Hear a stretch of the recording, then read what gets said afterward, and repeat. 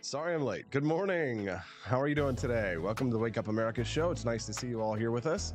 I'm Austin Peterson. Glad to have you here. Don't forget, if you're a regular, you know what to do. Click that like button. Help us to get the stream out there so more people can enjoy. And if it's your first time here today and you enjoy the content that you see, I hope we can get your subscription here. It's Tuesday, and we're rip-roaring, ready to go. We've got a lot of great guests and topics for you. You know how hard I work every single night to bring an awesome show every single morning on the Wake Up America show. We're going to start here today with collusion, a decision that came out of the Fifth Circuit Court of Louisiana in a case filed by the Attorney Generals of the states of Louisiana and Missouri. Has been successful in revealing the extent of big tech and government's collusion to suppress the ideas and views of people like you and me. Yes, big tech, government has revealed the extent to which they have admitted that they conspire against us with these big companies to prevent people like you and I from being able to share our opinions and views on some of the biggest issues of the day. If you want to fight against big tech censorship, clicking that like button is a great way to do it. And one of the more interesting things that was revealed in this court case, where the government again admits that they do this and are still doing it, by the way, present tense, is that both administrations under Donald Trump and Joe Biden colluded to amplify the message of influencers that they agreed with and to suppress the reach of influencers that they disagree with. Now, you all know me, and I'm not the one to play victim, right? But I've always secretly wondered if the reason why I've seen so many people who are friendly to the government, friendly to the administrations, either Trump or Biden, have seen their social media accounts skyrocket, while somebody who's like myself, who's much more critical of both administrations when they're doing something wrong, gets squashed. Well, guess what? The government has been doing that, right? I can't prove it exactly in my case. There's probably somebody that works in Silicon Valley that knows everything there is to know about me. They have purple hair and nose rings and a million tattoos, and they're like, oh yeah, Austin Peterson, we definitely shut him up. But that probably won't be revealed until long after I'm dead, unless somebody pulls a WikiLeaks and drops a hack, which would be really nice. Wouldn't you enjoy seeing your file that big tech has on you and what they think? Because they actually absolutely do have files. As a matter of fact, there was one group of people that they called, I think, the Dirty Dozen. The Biden administration called the Dirty Dozen of influencers that were specifically, they labeled as anti-vaxxers, that they claimed were the biggest spreaders of misinformation during the pandemic, that the Biden administration specifically targeted. And, well, I'm not going to do the Hitler salute on this show, but when the Biden administration asked the big tech to jump, they said, "How high, Heil Hitler?" And they went and they have gone over and above and beyond, doing the bidding of government, and are continuing to do the bidding of government as we speak. Now, the circuit court issued an injunction that was supposed to prevent the government from engaging in this behavior. The government asked for a 10-day stay. Anyways, we'll get into all the details of that in just a few minutes. We're going to talk about that at the top of the show. But I've got a bunch of great guests and more awesome topics in the next couple of hours for you as well that you just aren't going to want to miss, and I've got to set it all up. At 7:30 a.m., some of you know this name as, well, a rock star, Joe Walsh, but not that Joe Walsh. You know, the former Tea Party congressman who ran for president as a Republican last time and has become, well, we're friends, but I think he wouldn't be upset at me or shy of admitting he is Trump derangement syndrome patient zero. I don't know.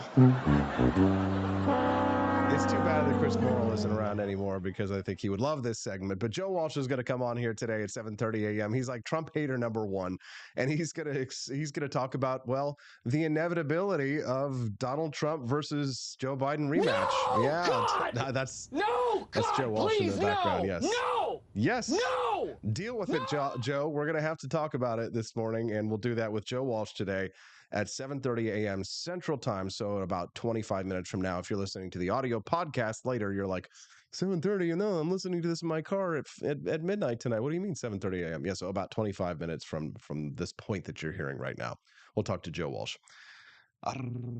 At 8 o'clock today, okay, here is there's going to be some bad language and there's going to be some violence. Not literally on the show, although that would be kind of interesting, right? I need to do like Alex Stein and pull my butt up in the air and show it on camera and act crazy and dress like a woman and scream into the microphone or something like that so I can get more followers. But no, I'm not going to do that. No, it's a video that showed two white women getting their beat, getting their, wait a minute, okay, getting their beat by two black men. And ordinarily it would just be another, violent video that you watch and you're like, oh God, that's crazy. But the feminists specifically were sharing this video saying the number of men who say, I wouldn't help in these comments really tells a lot about men. You know, the one with 99 cats and they're alone and they're miserable and they hate younger women because they can't get a man because they're past their prime. They're upset that men have been saying that they don't want to intervene in these conflicts. I wonder why. I wonder why. And I wonder why. Well, guess what? Camellia Peterson is going to join us at 8 a.m. And I don't know if this is the kind of topic that is going to make Camellia blush, but it's Tuesday. So at 8 a.m., we will see if somehow we're going to make Camellia blush. But we're going to talk about that because this is an ongoing theme that we've been talking about, where I've been talking about men removing the cloak of protection from the ladies in, for example, women's sports. Some poll came out, I think, yesterday that said that the majority of Americans oppose biological males from playing in female sports. And that doesn't surprise me at all because Americans are almost always on the wrong side of every issue. I have always argued strenuously that one, of course, we should keep liberal parents from cutting off the wings of their children and transitioning kids and giving their hormones and all that stuff for minors. But we should allow the transgenders to play in the sports. We should allow that. They should take the scholarships. They should absolutely be playing in the women's sports because the Americans are on the wrong side of this issue because, again, this is about us removing our cloak of protection, right? Where the men are taking away the cloak of protection. They don't want they are strong, they are independent, and they don't need no man. They get themselves in fistfights with two black guys on the street. They are strong and independent, and they don't need no man. Remove the cloak of protection. We will talk about that this morning with Camellia Peterson at 8 a.m. and just the culture wars will continue. It's just, that's fun. The war of the sexes. Don't you just love it? You can text the show today with your thoughts. If you think there's a story that we're missing today at 573-319-1586. That's 573-319-1586. If you want to text the show, again, 573-319-1586. We'd love to hear from you today on what's going on in the world, in your world. If you think that there is a story that we missed, then please let us know. Okay, 8:30 a.m. today. I'm looking forward to speaking to Barry Cooper. Have you ever heard of Barry Cooper? Never Get Busted? He used to do this show called Cop Busters that made him kind of famous, where he would go around and he would document the activity of corrupt cops. And he was a former cop himself. And so he kind of knew the beat and knew what was going on. And he was a big anti-drug war activist, pot legalization guy, big libertarian.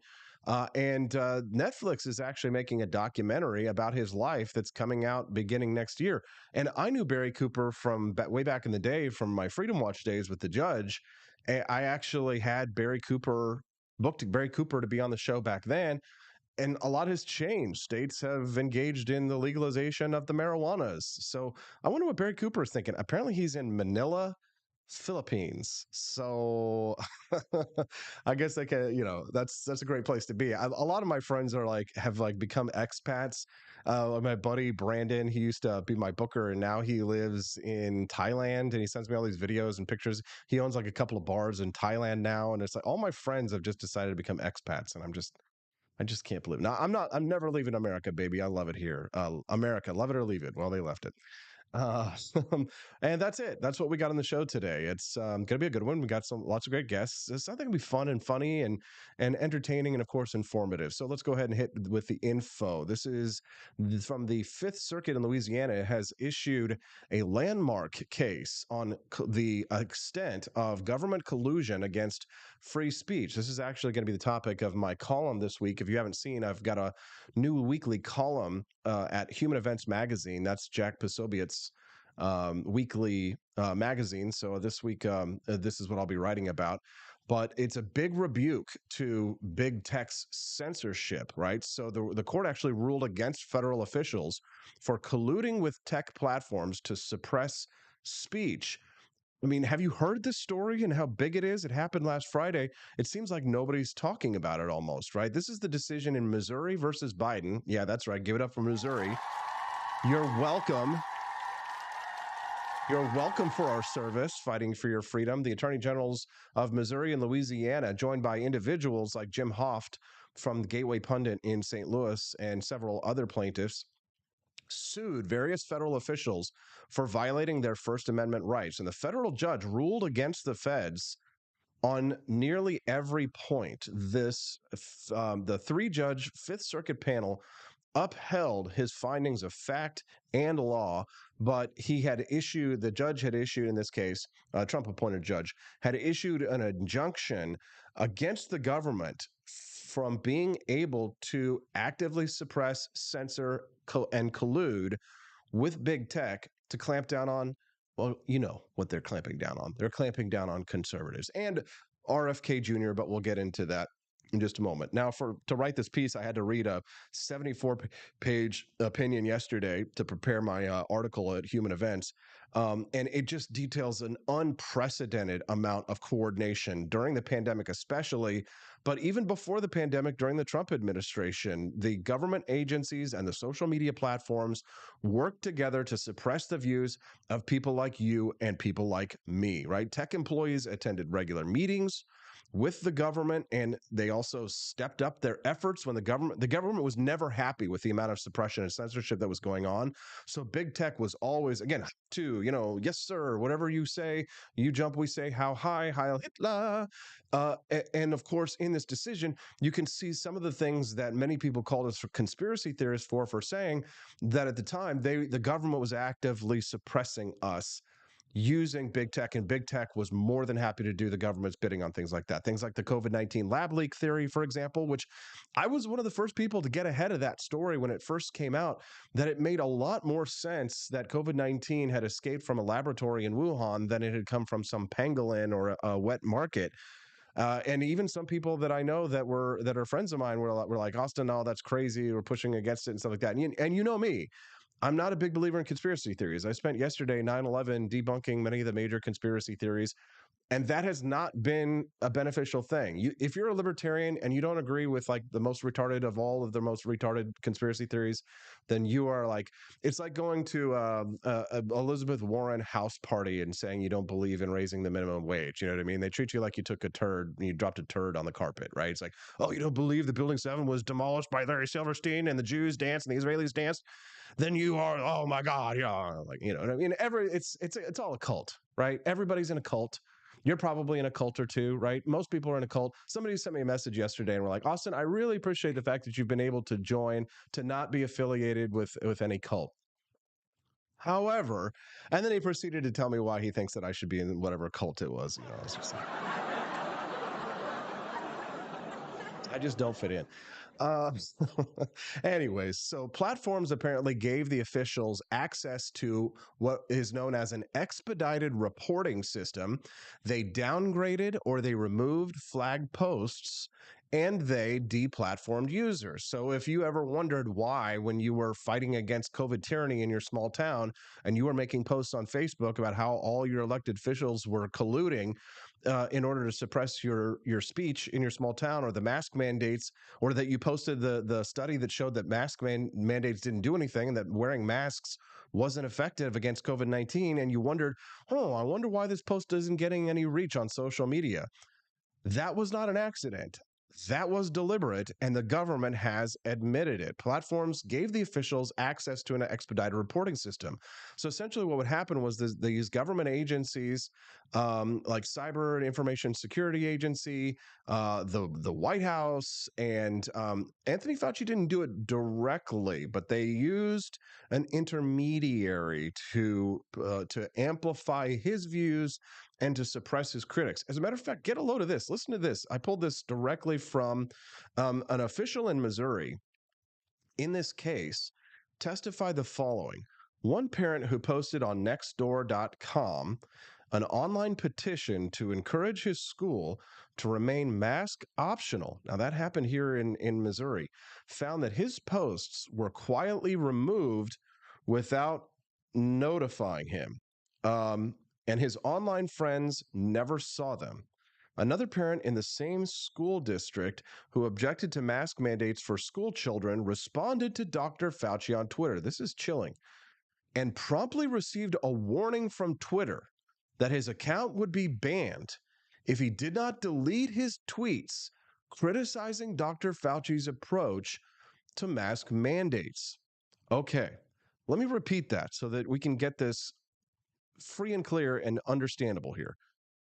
A parent who objected to mask mandates in his school responded to Dr. Anthony Fauci on Twitter and almost immediately received a warning from Twitter. His account would be banned if he did not delete the tweets criticizing Dr. Fauci. Now, here's the thing. Do you remember Dr. Fauci flip-flopping on mask mandates?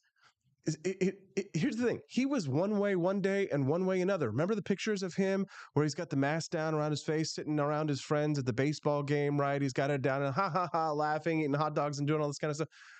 So aren't you curious to know what side of the fence the person was criticizing Fauci on? Like, if you criticize him one day, he's one way. If you criticize him another day, he's another. You had to, no matter what, every day you had to, again, Sieg Heil, every day had to be complete and total obedience to whatever the government mandate of the day was. We all lived through this. Okay, this isn't some far and away event like 9/11 where things get hazy and where it's open to interpretation and some things are based on hearsay or word of mouth. This is all documented. This is all public, and this is all admitted. In a federal court, the federal government says, yes, we violated the First Amendment, but we don't think that we should be restrained from continuing to do so.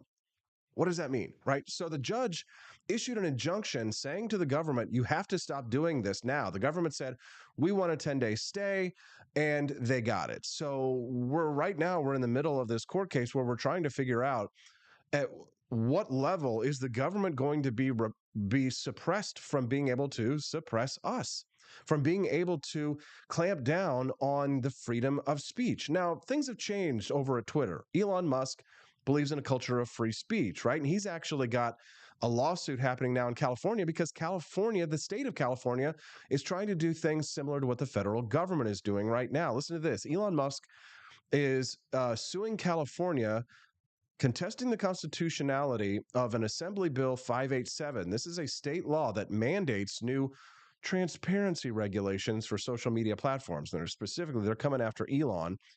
And this, of course, is endorsed by California Governor Gavin Newsom. The bill is, of course, sold like this. It aims to prevent the misuse of social media to propagate hate and misinformation, right? Of course. It's hate and misinformation bill, right? It's the don't kill puppies and kittens bill, right? But the law would require companies to release reports detailing their content moderation practices, including statistics on problematic posts and their subsequent actions, meaning that, well, how many racist things did someone tweet today? And what action did you take to stop the racism, right? Meaning tweeting while white, right? And of course, if they don't do it, then the companies have a $15,000 a day violation, right? So Elon is arguing that this violates his First Amendment rights. I completely agree. Let's give it up for Elon Musk. He's not perfect, ladies and gentlemen, but nobody is. We'd love to hear your thoughts on this. You can send us a text at 573-319-1586. Again, you can tell us if you think that there's a big story that we might be missing at 573-319-1586 is the text line. Love to hear from you. I agree with you, Austin. For years as a kid, I had to hear groan. I'm just reading your comments, seeing if there's anything good over there. Just seeing a lot of conversation that I can't share on air. You guys are just... All right, there we go. So what else do we have for Johnny? Oh, we got so much good stuff for you. All right, let's finish this piece, and then we got to move on to Joe Walsh, who's going to come on. He is going to talk to us about the inevitability of Trump versus Biden. Should be funny. So here's how this works, and this is how I kind of am going to describe this week in my article for Human Events. So think of the Matrix, right? Think of this as like the Matrix. This is a good example of this, right? So at this point now, what we're dealing with is kind of like the Matrix. The government is kind of like the robot overlords in the Matrix, right? Big tech is the tube fed into our brains. And the government-friendly influencers are the blue-pilled humans, right? Who are happily feeding the machine the propaganda it wants us to have. The government wants us to have the propaganda to keep us all asleep so it can continue to feed off of us, right? And anybody like us who takes the red pill gets flushed. Now, if you've thought that it was fascinating to see that some of the biggest accounts on social media, whether it's on Twitter, and think of it like this, many of the big like pro-Trump accounts that are enormous didn't just get there because they are happily retweeting everything that President Trump did. Some of them are because Donald Trump retweeted them or whatever. But there are lots of pro-Trump accounts on social media that only got there because the Trump administration wanted their posts to be amplified and told the social media companies to amplify them. And it's the same with Joe Biden. Think about the Krasenstein brothers. If you're on Twitter, if you're chronically online like me, and unfortunately know who many of these names are, Harry Sisson, right? Like these leftist nitwits. Many of them, the only reason why their platforms have grown so enormously on social media is because the government has actively asked the tech companies to amplify their speech, to amplify algorithmically pro-government speech. So that's why you see huge, some of them, not all of them, some of them people just like, to hear Diamond and Silk or whatever. I think it's only Diamond now, or Silk, I don't know. Some of them absolutely got there on merit, all right? But a lot of them didn't. A lot of them, the only reason they got there is because they are pro-government, because their views are pro-government. And that's why you'll frequently see many of the influencers who have anti-government views crushed and suppressed on platforms. But what's fascinating is you'll see this scenario unfolding right now, where it's on Twitter, you'll actually see libertarians with huge followings. Right? You see like the redheaded libertarian, right? Or you see Dave Smith, for example, or Declaration of Memes or Liberty Cappy, these huge like libertarian meme accounts. Because you know what? When we actually have an opportunity to compete on a level playing field, it turns out that people actually do kind of like liberty after all, if they're given that choice. But they're just usually not given that choice. Speaking of not given a choice for liberty, Trump versus Biden, Joe Walsh is going to be joining us here, former Tea Party congressman and presidential candidate. He's got the Trump derangement syndrome. Talk to him about that when we get back on the Wake Up America show at wakeupAmericaShow.com. Donald Trump and I approve this message. Believe me, Austin Petersen is the best. He's got the greatest Wake Up America show I've ever seen. Whenever I tune in the mornings and watch the live stream, let me tell you, he has got the absolute best content. I love his guests. It's just a total blast to watch, and I highly endorse and recommend the Wake Up America show. It's terrific, believe me. Hey, Hello, my name is Kelvin. Welcome to Frenchy Bullshit. This is my Didi's website, and I've decided to speak to you with my real voice for the first time ever to tell you about how cool Frenchy Bullshit is. But I've decided that this is the perfect opportunity to share with you. Frenchy Bullshit is a good website. You should follow us on socials. If you like Frenchies or any kind of bulldogs, me and my new brother George are going to try to make your life more fun. Hello, I'm George. My neck isn't really thick yet, but it will be. We are so glad you're here. Please ignore my floating eyeball. It helps me spot predators who might be approaching from the sides. Didi made Frenchy Bullshit to review things that he uses on me and my brother to tell you if it's good or bullshit. Take this collar, for example. Didi really likes it. Didi said it's really handy because us Frenchies got thick necks. Need something really tough. People think Frenchies are little, but if you look at us from below, you can see we are really pretty buff. Beefcake. Yes. Look at my creamy thighs and chest. Yes. You like that? Big brother, please focus. Frenchy Bullshit. Please follow us for more great content and read the Frenchy Bullshit blog for more fun and cool stuff.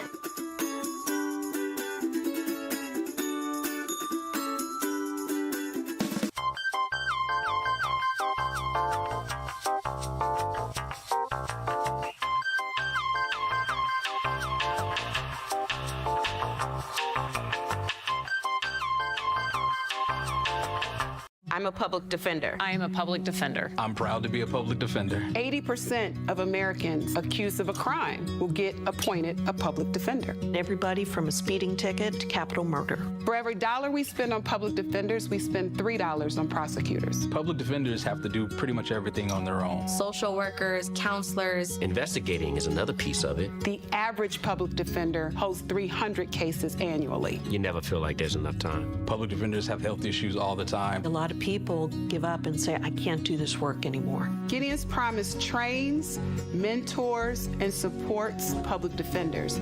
There are a lot of people who say that they would not still be public defenders, but for Gideon's Promise. It's fueled me to continue on in this fight. Gideon's Promise has changed the face of public defense. People see us as troublemakers. Good trouble only. We don't make it easy. It should not be easy to take away someone's liberty.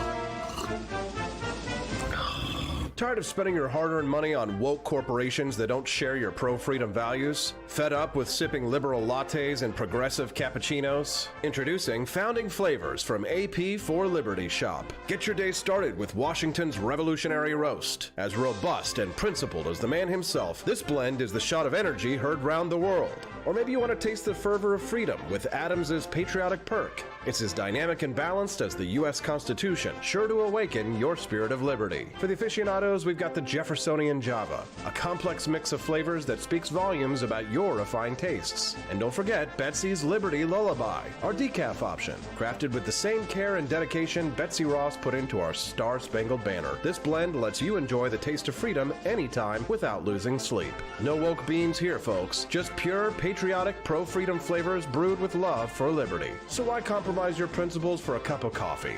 Stand up for your values, perk up your patriotism, and start your day the American way. Get your Founding Flavors at apforlibertyshop.com.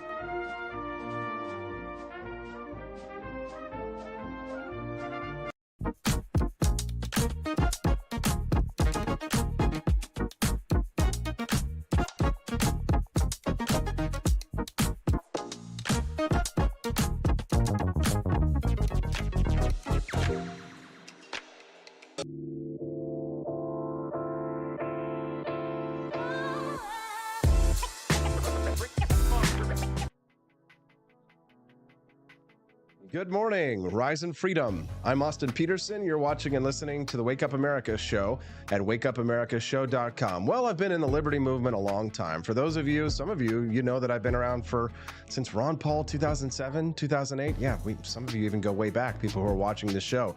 And we went from the Ron Paul years to the Tea Party years, and from the Tea Party years to the Trump years, and the Trump years to the oh God, where the hell are we right now years. But during those Tea Party years, I think that the GOP really was at its zenith. When we saw Tea Party congressmen getting elected, we saw real heroes of liberty going to Washington, D.C. and turning the tide against statism. Barack Obama was really only able to get one thing accomplished, and even that was, well, defenestrated, if you want a $5 word, thrown out the window to a large part.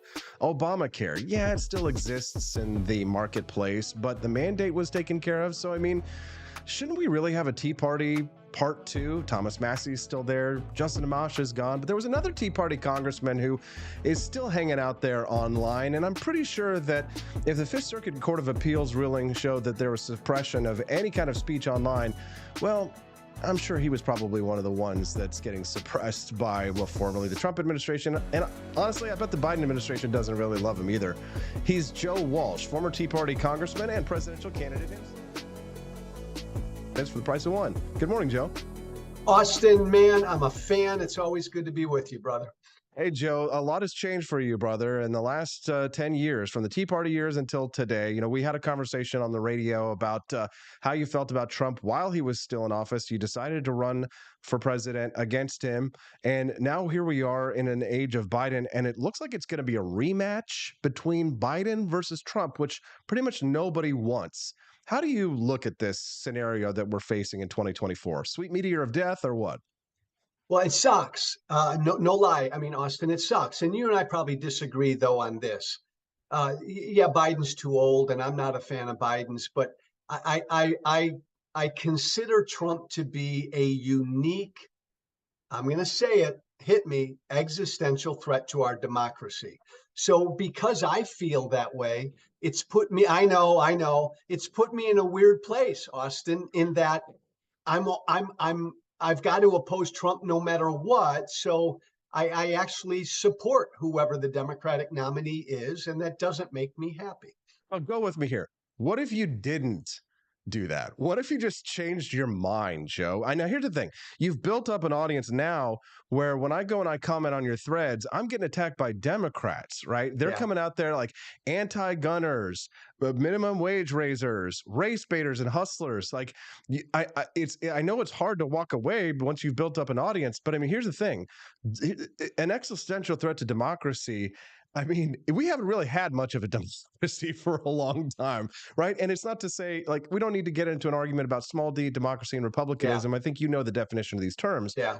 But here's the thing. At the end of the day, Donald Trump was the only president who did anything libertarian since Ronald Reagan, who only did it a little bit. And then we had to go all the way back to Calvin Coolidge. Criminal justice reform, the First Step Back, cutting regulations. I don't agree with a lot of things that Donald Trump did, but like, literally zero libertarian things have been done by presidents except for Donald Trump, Joe. I'd give him, Austin, and when I challenged him in the Republican primary, I said there are things Trump's done that I agree with, but everything bad that he's done, in my mind, outweighs all the policy differences. And yeah, look, Austin, this has screwed me. This has fucked me politically because I really am homeless. Look, the guy tried to end the peaceful transfer of power. Stop there, Austin. That's so much more important to me than cutting my taxes or cutting regulations. I know not everybody feels that way, but I do. And so I say it. And yeah, you're right. So a lot of the right now hates me. A lot of my following is left. So I went after that New Mexico's governor for the fucking authoritarian thing she did a couple days ago, basically temporarily suspending the Second Amendment, and all of my fan base got on me. So it's not a happy place I'm in. But here's the thing. I love the free market, and I love private industry, and I love the family, and I love America as it is. But I hate the government, right? And after 2 years of watching the left burn down our cities and riots during the George Floyd riots, and conspire with big tech against us, censoring our speech online, doing everything they can to clamp down on the views of people like ourselves, who called out the lies and BS of Anthony Fauci, even during the Donald Trump administration, for example. Then a bunch of Trumpers go in and break some windows at the Capitol. I mean, to be honest, Joe, we should have stormed the Capitol back when they passed the New Deal. So, I mean, like breaking a few windows at the seat of the Capitol isn't the kind of thing that gets a libertarian like me in a tizzy. It's so, Austin, that's so fucking interesting because you and I really do agree on most things. And so I'll ask you a question. Like January 6th didn't profoundly disturb you, did it? No. Interesting. I mean, it just a clear difference because it profoundly disturbed me. Why? Because, well, here's why. The only person that died was a rioter. Because Americans attacked their seat of government to try to overthrow an election. Now you're making me a little hot, Joe. I mean, like that's like, you sound like Thomas Jefferson there. You sound like George Washington, right? Like revolt, insurrection, you know, July 4th, treason is the reason for the season, right? Like, what about all that? And I've always loved and related to a lot of that, but all based on a lie, all based because some 76-year-old man didn't have the fucking balls to accept the will of the people. And so he lied about an election. So all based on a lie, people stormed a Capitol to try to overthrow an election. Look, I feel bad for the people that were there, Austin. And I think some of the sentences on the people who were there have been extreme, as I know you do. Trump's the one who should fucking pay because he lied about it and he sent those people there. But that's again, to me, that's a bigger deal than any policy thing Trump might do or not do. Do you think that like that the Trump playbook, like he was taking a page out of the Hillary Clinton Democrat playbook, right? Who was that lady in Georgia, for example, right? So because for 4 years during Donald Trump's entire administration,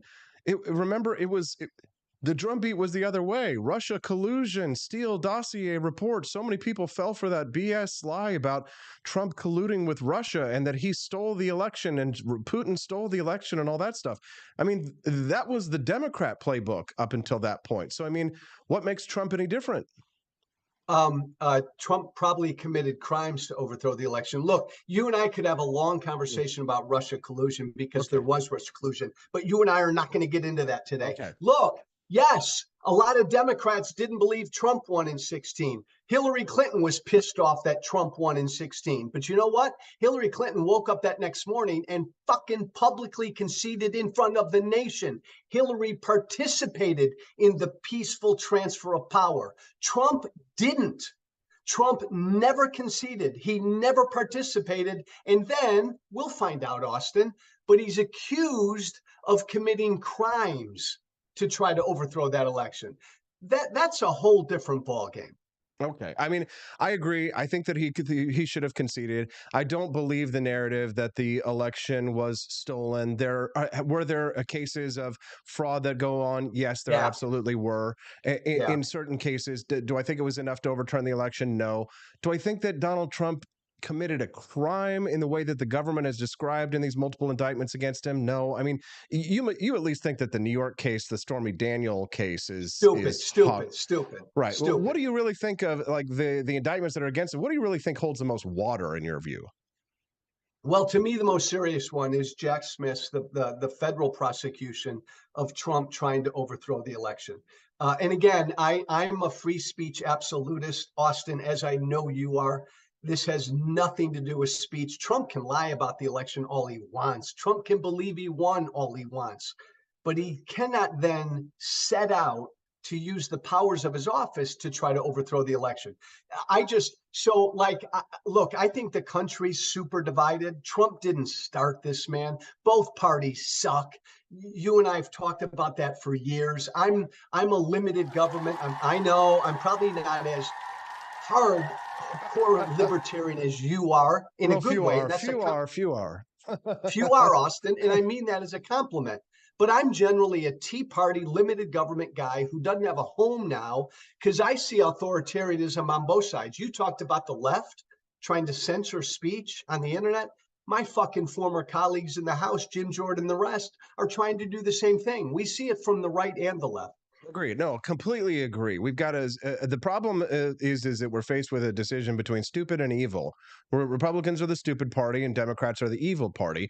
And sometimes stupid can do even more damage than evil, but at least stupid can learn, right? At least you can educate stupid people and you can help them to see the error of their ways. Evil has set itself against you, Joe.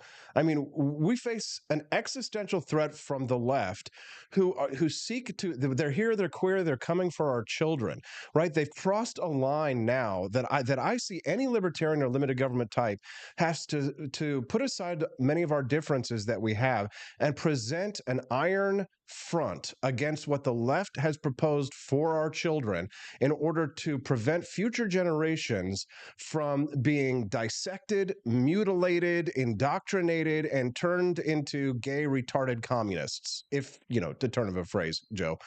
I don't see why we can't. I don't think, Joe, that you are too far gone into wherever it is that you're at right now, being politically homeless, that you can't look at the situation as it is right now and say, hey, listen, you've still got a lot to give in terms of offering, in terms of policy views, in terms of fighting for what you believe in. But rather than sort of like throwing these reckless punches, that it looks as if like you're shadow boxing, in my view. I say that as a friend, where you're shadow boxing. Why not get back into the ring with us and say, hey, look, I've got my differences. I'm a Trump critic all the time. I criticize him all the time, and I get lots of shit for it. But they listen to me because I'm on the team fighting against the left. And, I have that opportunity to speak out because, one, the Libertarian Party and the third party is going nowhere. They're continuing their descent into irrelevance. If they're even irrelevant, if you could even be more irrelevant, there's not going to be a third party candidate in 2024. The left's not going to allow it. RFK is not going to go anywhere. I kind of like Vivek Ramaswamy, to be honest. He's not the. Oh, come on. Well, he's not perfect, but at least come on. See, I love this conversation because people listening to us need to understand that if Joe Walsh and Austin Petersen sat down in a bar, we'd agree on 99% of every fucking public policy issue.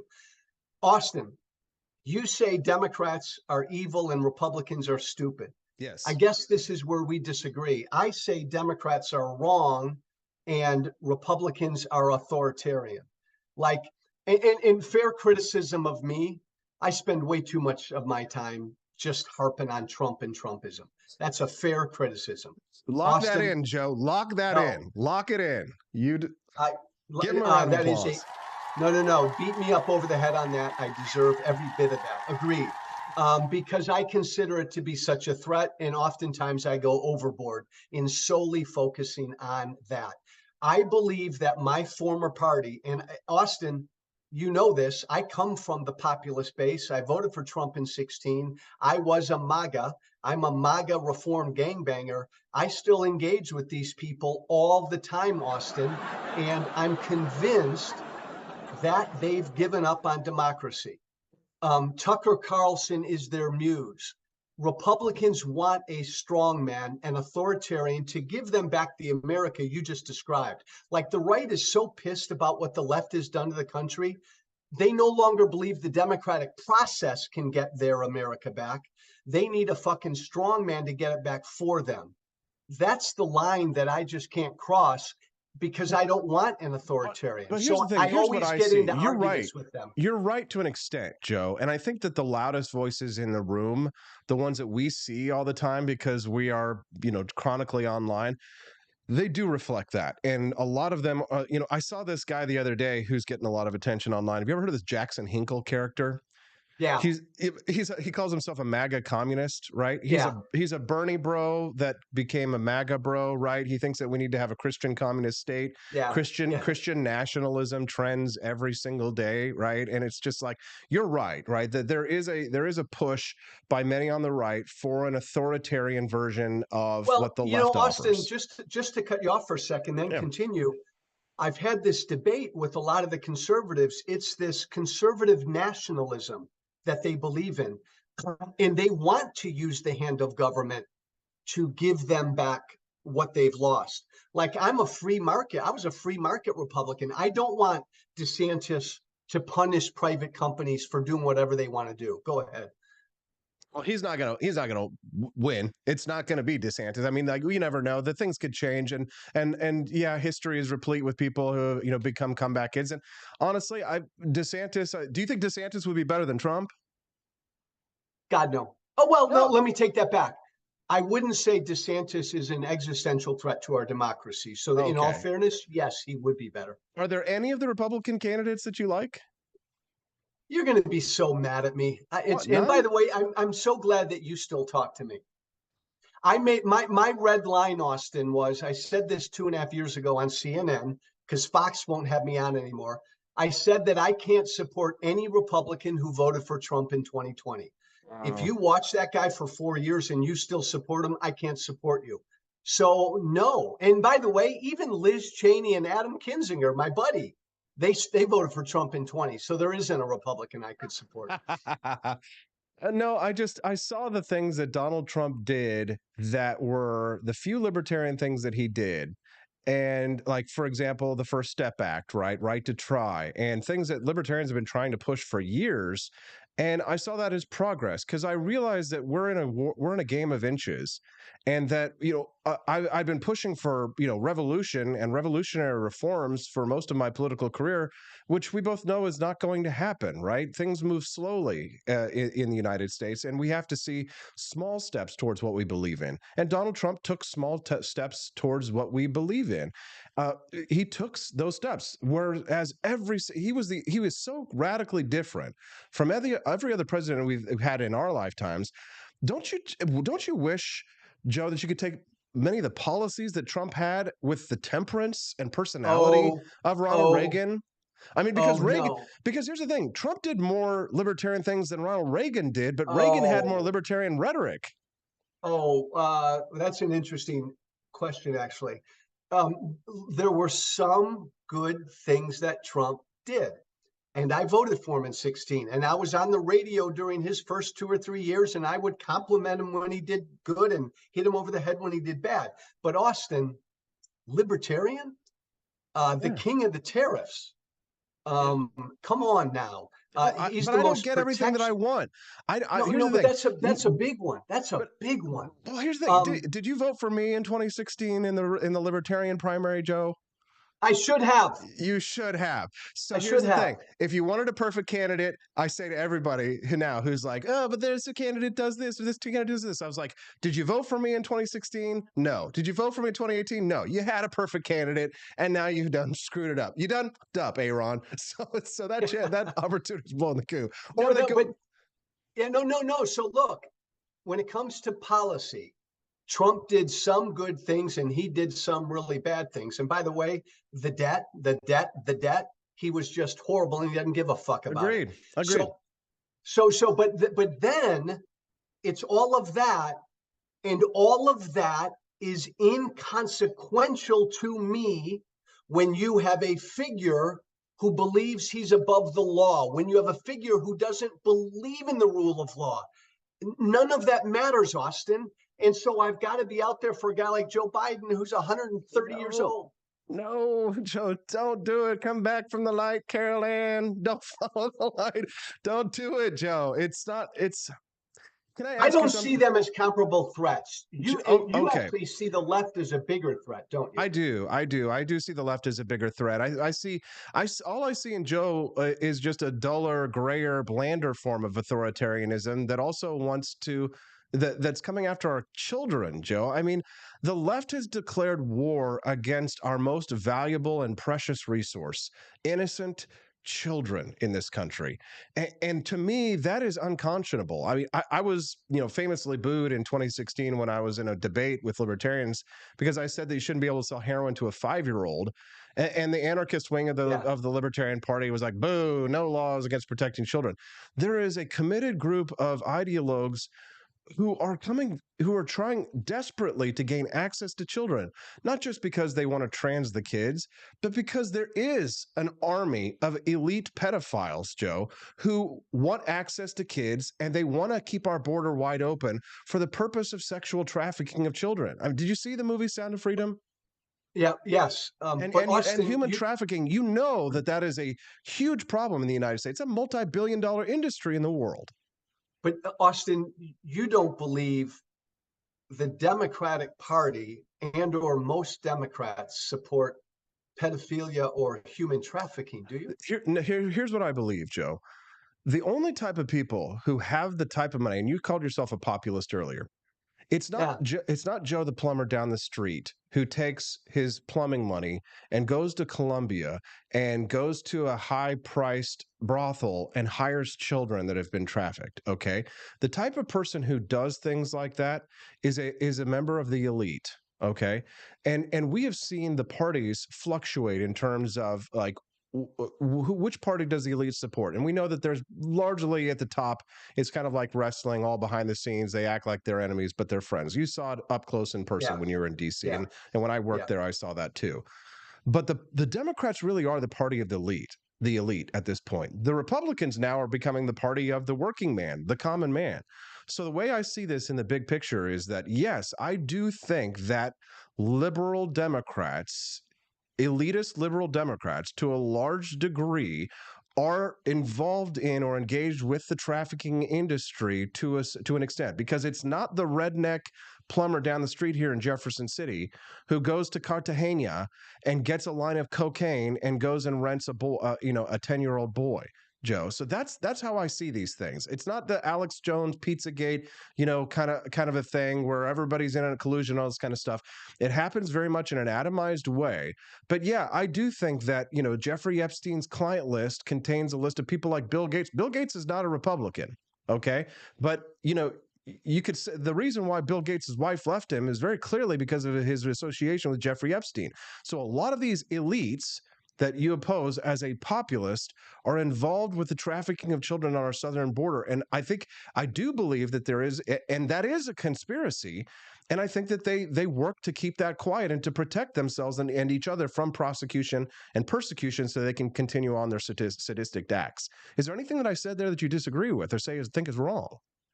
Well, I don't know enough in particular, Austin, about that type of a conspiracy. I would say that 99% of Democratic elites oppose human trafficking and pedophilia, just like 99% of Republican elites do as well. I agree with you that there's a radical element to the left, there's a radical element to the right.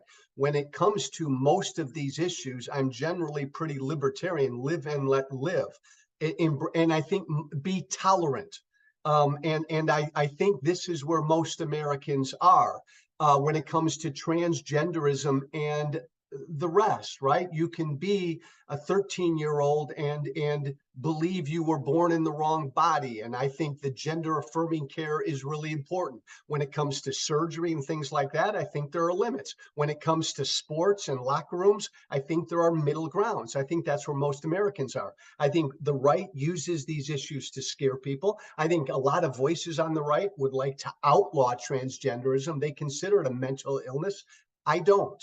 And I think there are people on the left who want to force it all upon all of us. That's not where I am. I think most people are in the middle. Tolerant. That's a good conversation, Joe. We got to do this more often. You're the best. Why don't you tell me where people can follow you online? And if there's anything else that you want to plug or support, let us know. Well, I'd like to announce that Austin Petersen and Joe Walsh are, in fact, running for president in 2024. That will be the ticket. Petersen will be at the top of the ticket. I will be a very quiet vice presidential nominee. Follow me on Twitter at Walsh Freedom. My podcast is White Flag with Joe Walsh. Austin, I love what you do, brother. Keep it up. Thanks so much, Joe. Sometimes you annoy me, but I think that we need to speak to people who we sometimes disagree with and not get into our echo chambers and not just throw people under the bus because we have even major disagreements on certain things. I think we need to have more dialogue, more free speech, not less. Joe Walsh, Walsh Freedom on Twitter. Thanks so much, Joe. Appreciate you, brother. Thanks, man. Thank you very much. What do you think of Joe Walsh? Send us a text at 573-319-1586. That's 573-319-1586. Nice to see you guys. I see all over there on Rumble. Nice to see you guys. Don't forget to click like on the stream and subscribe. It's your first time watching us here and you want to hear more conversations like that. Yes, we do have Trump haters on the show and we have Trump supporters on the show. If you thought that you would watch the Wake Up America show and it would be the type of show that would feed you what you want to hear and that we would not kill your sacred cows and tell you everything that affirm everything that you believe to be true, you came to the wrong neighborhood. This is a place where we call out sacred cows, where we actually question the big ideas that most people believe in. And you heard me challenging Joe Walsh on lots of things right there. January 6th was a perfect example. And also his, Trump derangement syndrome, which I think is really, it's gone way too far. And he even admitted there on the show that it's gone way too far. So if you like to listen to talk shows where you hear something that you don't hear anywhere else, well, then this is the place, the Wake Up America show. If you want to hear talk shows that tell you what you want to hear and are the kind of shows that aren't going to contradict your bias, that are going to confirm your biases and tell you absolutely everything you believe is completely true, well, there are lots of other talk shows for that. But the Wake Up America show is a liberty talk show, liberty-centric talk show that defies conventions and expectations. This is a place for big brain time. So welcome to the show. We're going to be right back. I'm going to play Camelia Peterson when she comes back. We're going to talk to her about what happens when women are violently attacked on the streets.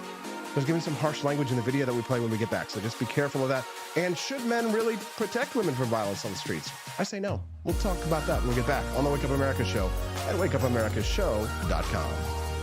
Want an engaging website to boost your business? You're just a click away from 5-star Fiverr talent. Hundreds of freelancer skills like web design. Head to Fiverr.com today and get something started. American conservatism is distinct, like America is distinct from the United Kingdom. American conservatism's roots comes out of the Wild West, out of pioneerism. The difference between American conservatives and European conservatives is that Americans are cowboys. We are that God, guns, gold, and girls. It's wild here. And we should stay that way. We shouldn't allow a European version of conservatism to come and infect us here. We like it wide open spaces here, deep in the heart of Texas and all that.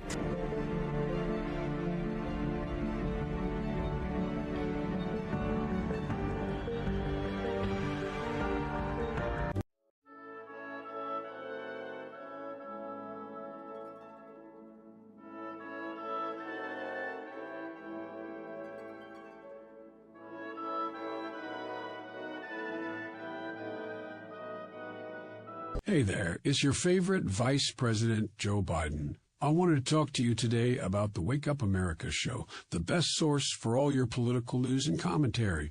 But before I get started, let me just make sure I have all my notes in order. Okay, where was I? All right, the Wake Up America show. It's a great way to stay informed and make your voice heard. Boy, what was I saying again? Oh, right. The Wake Up America show. It's important that we all stay engaged and knowledgeable about what's going on in our country and, the thing. But hold on, where was I going with all this?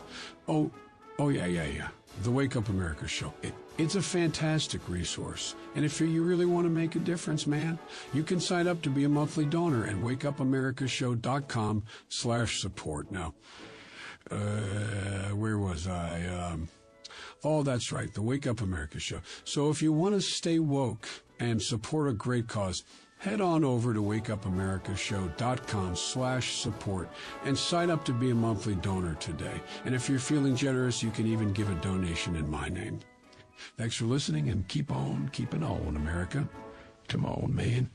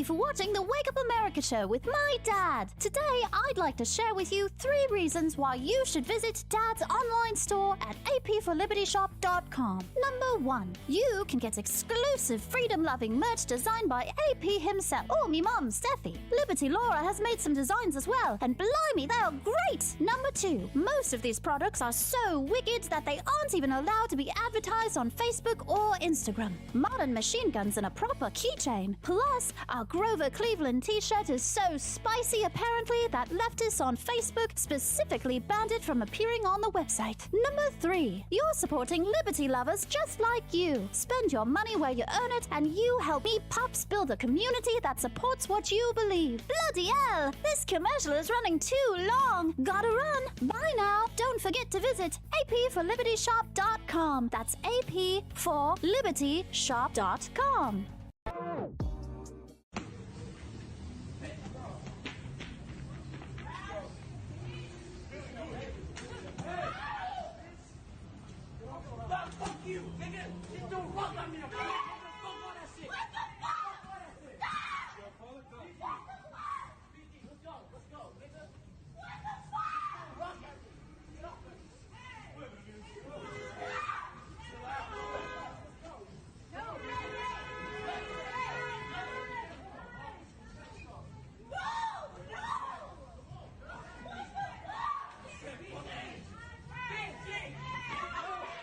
There you go. What the F? Good morning. I'm Austin Peterson. You're watching and listening to the Wake Up America show. Sorry for all the language and the violence against women, but I mean, we watch violence towards men every single day. I guess it's normalized now, so we play these clips so that we can have a conversation, because ordinarily I wouldn't talk about something like that unless there was some angle to it that well, of course, becomes political. When one Twitter user who retweeted that video says, "It is insane to me, but not surprising, that right-wing Twitter sees a video of 2 white women being violently assaulted by a group of black men and shouts in unison, quote, 'I wouldn't help.'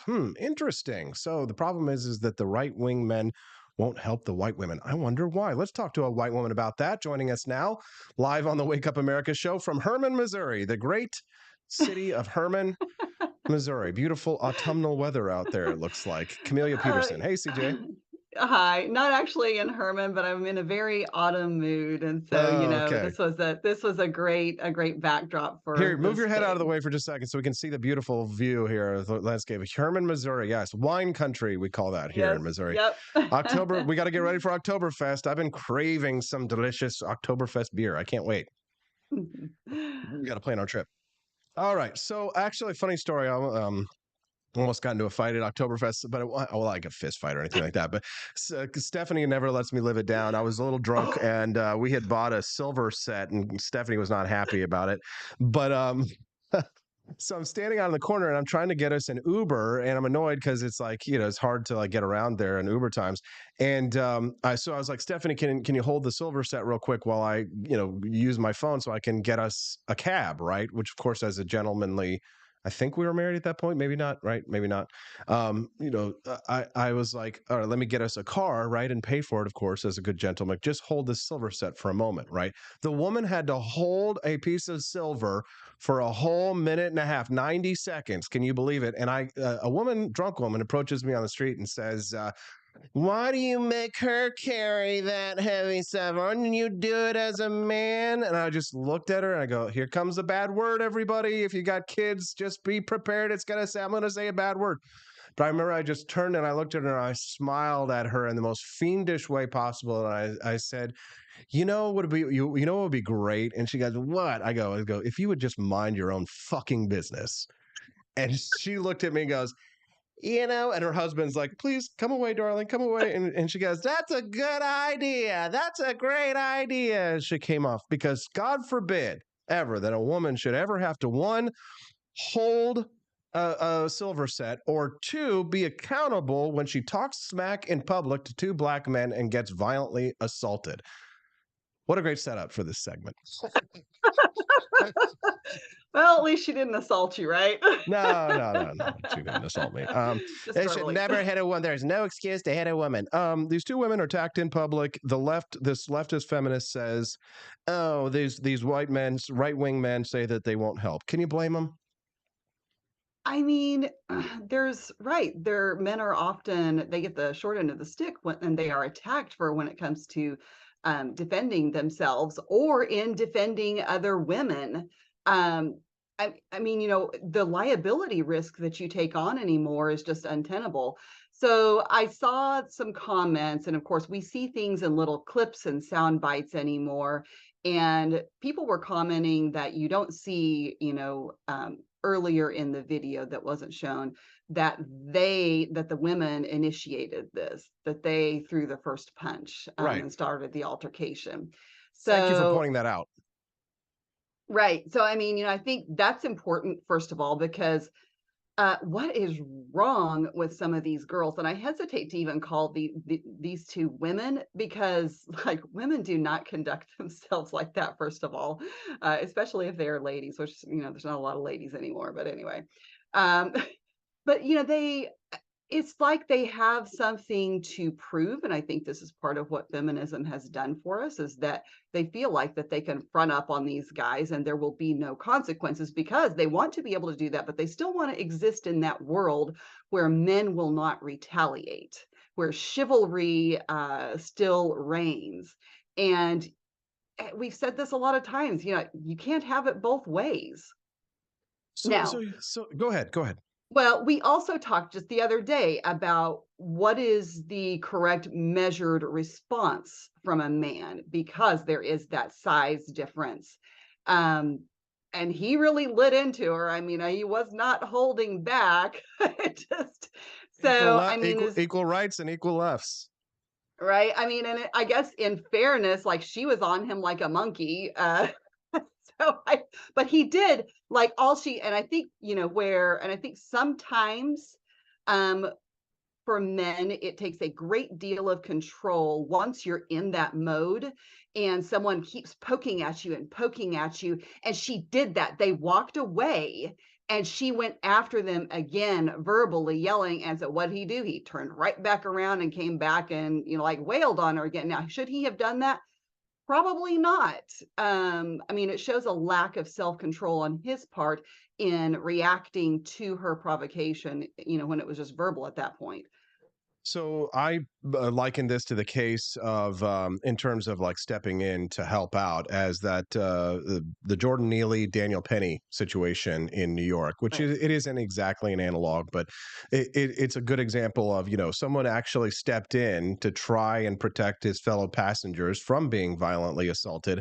And he gets a manslaughter charge for it, right? So there's a strong disincentive. And it's funny because men can't win no matter what in the situation, right? Because it's a lose-lose-lose scenario for men, no matter what it is. If a woman initiates violence against a man, no matter what, a man somewhere, somehow is going to come out looking bad, because 1, you got beat up by a girl.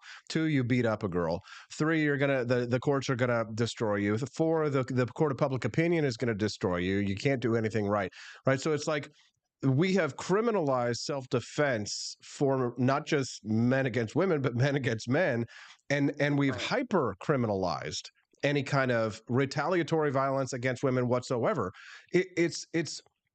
This is why I say things like transgender men should, biological men should be allowed to play in women's sports, because I think what's going to happen is that when liberal women finally realize the mistake that they've made, they're going to want to say, okay, we screwed up, we need to do this. But it's kind of like, you probably heard me say this to like some right winger when that one Vince Dow character came on my show. He's like, I miss when gays were, in the closet and all this stuff. And I was like, I was like, how are you going to remarginalize the gays, right? And there's no good answer for that. So let me ask you, how are we going to put women back in their place, their rightful place, Camelia? Oh, well, that's a good question. I don't know that you can. I don't know. Here's the thing: there's loads of benefits. Box, right? Benefit. You're exactly right. Benefits include not getting punched in the face. But if you do get punched in the face by 2 men in public, there will at least be some white knight or simp or beta orbiter or some guy with a beard who's going to step in and say, "Hey, perhaps you should not do such to a lady, right? You could break her skull with your punches and things like that." The benefits include also first on board, lady, women, and children first on the Titanic, right? You get saved in the house fires and when the ships go down. So, or the other way where we're headed, which is you're getting drafted, you're going to war, you're heading to the front lines, you're going into the jungles of Vietnam with us, and there's no place to do your hair. The mosquitoes are going to eat you alive, and then you might even get eaten by a crocodile or shot by a savage communist. So, which way, Western woman? Which way? And this is the dilemma. It feels like we're always, trapped in the at the ends of the pendulum. We can't just like find a happy medium. We have to go to one extreme or the other. And because I totally understand, and I think that it is reasonable and logical that men they step back and they stop doing these things because of the repercussions that they're experiencing now, which, is a result of, of feminism in this country. But at the same time, like, I also feel like it's giving up on the balance part of that and on men actually embracing what masculinity means. And I hate that's kind of a price of that. And I would like to think that we can find a way for men to continue being men and doing the things that are in their nature with regard to What's their in it roles. for us? What's I know. in it for us, Camellia? And I get that. I think that's the hard part. But when you talk about how that we're going to do all these things and let women suffer the consequences, and that'll show them and they'll realize their mistakes. Not so confident about that. I mean, like, are you sure? Are you sure? Well, but but here's the thing. If you're not confident about that, I think that's even more of a reason for it, right? It reflects badly on women. Yeah. Yes, right. Because of a lack of reason and accountability, with an emphasis on the accountability, right? We as men are held accountable for everything that we do. You guys get a get out of jail free card. You get a get out of jail free card either for not working, right? If you manage to be lucky enough to find a good husband who can take care of you and be a housewife, that doesn't exist. There's no get out of jail free card for us and men. We're going to have to work, right? You get a get out of jail free card when it comes to the draft and the selective service. Literally, your body does not belong to the government and cannot be thrown on the trash heap of history at will because some military general screwed up in Turkestan, and now we've got to go and die for some stupid cause or oil money or whatever, right? And you don't have to face accountability for your actions for mouthing off in public or violently attacking a man in public. That has been the norm up until now. But feminists are actually actively pushing for women to be drafted, right? But how can you have rights without responsibilities, right? How can you have the right to vote, Camellia, without the corresponding responsibility that comes with being drafted? You and I both know that we don't believe in the draft. But at the end of the day, if men are being drafted because we want the right to vote, why should women get the right to vote and not be served the corresponding responsibilities? Well, I do think that if women want to serve in the military, that they should also be subject to the draft. That's my unpopular opinion, but I think you get what you ask for, and if you want part of it, well, you need to take all of it. But I think that we see the same thing reflected in our politics. And I think what's important is the people who are in that reasonable middle ground have to keep pushing for balanced responses, as opposed to the extreme end of, MGTOW and black pilled, in the men's community and, extreme feminism in the women's community. Just like, you have like the progressive left that are doing crazy things. And then you've got the national conservatives or the populists or whatever on the right, or, that they're hardcore, they're using authoritarianism in the name of their goals. And then you have those of us who are kind of in the middle of that, who are, still standing athwart history, yelling stop and pressing on, like, and sometimes it feels like a losing fight. Am I right? I mean, it's just. It does. It does. But here's the thing. If we're going to lose in this fight, which side do you want to win? I mean, yeah, I know. It's like, if you're going to have to choose, you're going to choose the side that aligns more with your values. But. And which side would you choose? Well, sure, I would choose conservatism and the right. I just, I So am you would like choose to remarginalize women. I don't know about entirely. I was like, I will fight to my dying breath to not have it be that way and to press for people to be, like the better angels of our nature and to be reasonable and rational human beings because this is individualism. I mean, like But if we everything could, else is collectivism. right, but if we could get, if we could defeat the left by taking women out of the workforce and putting them back in the home, is that a deal that you take?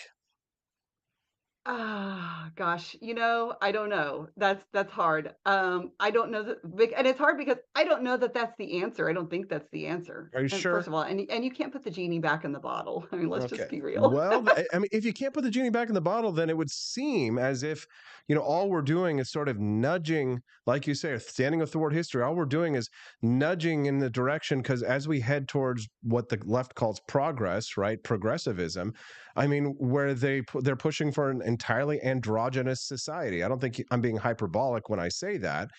But I mean, when we see what they're doing in our kids and with public education, Sure. I mean, here's the thing: even if we win the fight for schools, the left's not just going to give up, right?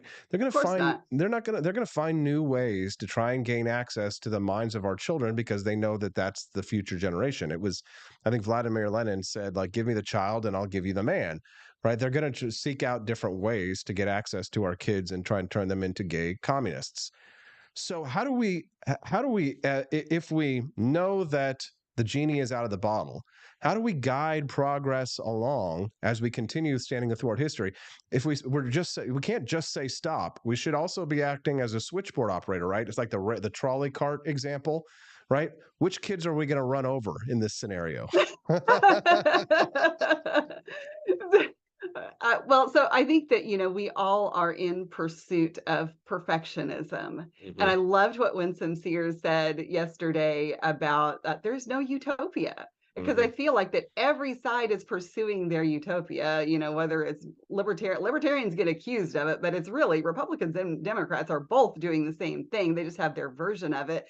And the thing is I think that we, pursue the ideals and we keep pushing and we are maybe happy with the 85%, No, that's a great, and again, that's why when I was arguing with Joe Walsh, and this is a good little segue here to talk about that segment with Joe Walsh, I saw that, boy, he was really lighting the fires over there in the comment section. I saw people were really unhappy with what Joe Walsh was saying. I mean, it's kind of a shame to see how far he's gone, but he admits that he goes too far, takes things too far when it comes to his Trump derangement syndrome and all that. But I don't know. Do you think he's too far to be saved? Do you think that he could be saved, or do you think he's too far gone?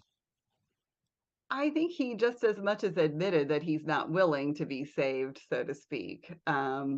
And like you can't, somebody has to want to change before they can. And it's one of those things. It's the dilemma. It's like when people decide that they're going to go from one religion to another or no religion. It's like, at one point you think that they're really intelligent, rational, reasonable people, and they can reason these things out. They use critical thinking skills, but then they do something that like makes absolutely no sense to you.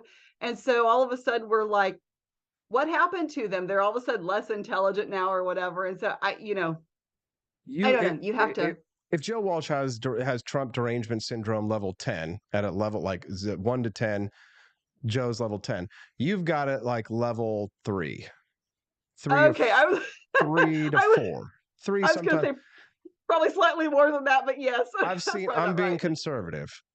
I've seen you reach up as far as the level 6 or 7, and I was like, okay, it's too far. But will you vote for Donald Trump if he's the Republican nominee and it's him versus Joe Biden?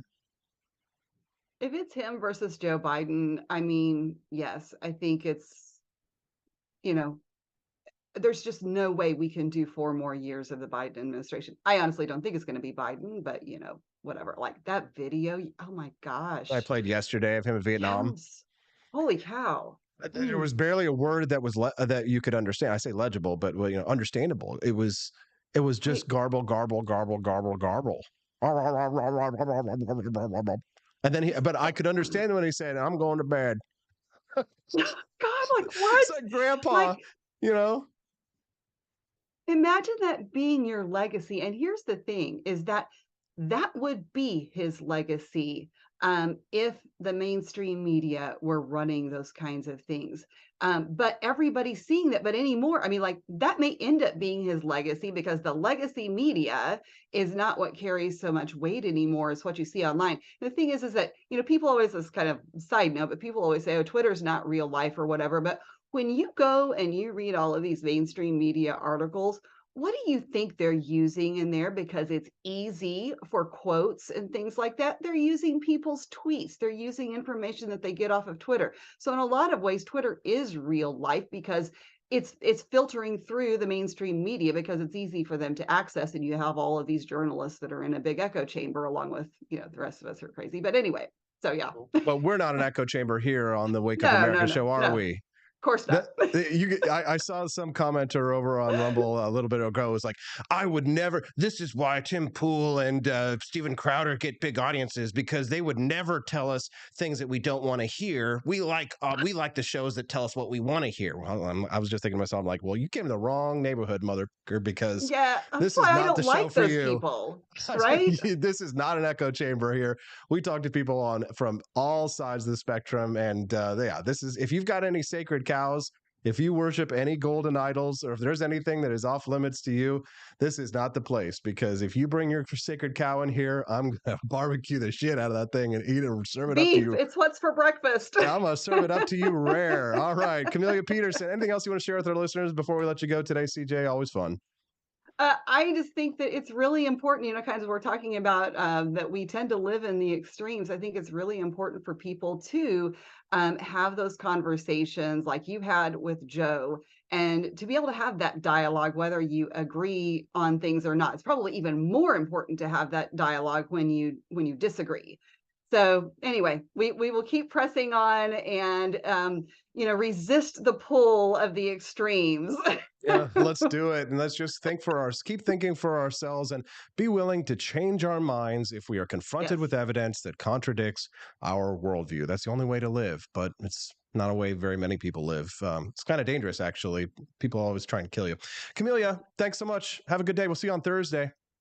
Have a great day, everyone. Have a great day. Thanks very much. All right. Well, along with the Wake Up America show, we sell Wake Up America juice. It's delicious juice, and you can't get it anywhere else. This week, I got attacked by some rival coffee company that has like a bunch of like founding fathers on their coffee, and they're trying to claim that I stole their idea. And I'm like, what the hell are you talking about, bro? And then I was like, okay, I went and looked at their website, and they're like, you copied from us. You copied from us.